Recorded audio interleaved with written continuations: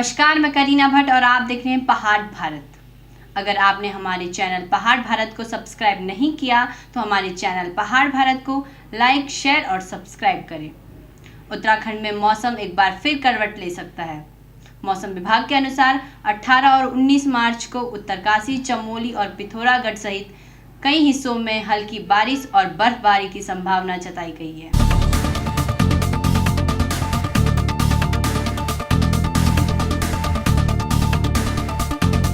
उत्तराखंड में बदलेगा मौसम का मिजाज। मौसम विभाग ने प्रदेश भर में अगले 4 दिन तक बारिश और बर्फबारी का किया अलर्ट जारी।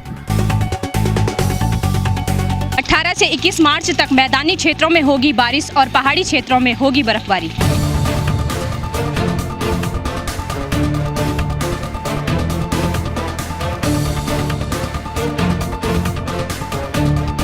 व 21 मार्च को पूरे प्रदेश में भारी बारिश व बर्फबारी का मौसम विभाग ने एक बार फिर अलर्ट जारी कर दिया है। आपको बता दें कि मार्च के माह में बारिश और बर्फबारी होने से किसानों की खेती पर खासा असर पड़ा है। बिना मौसम बारिश के कारण कई फसल बर्बाद हो गई है।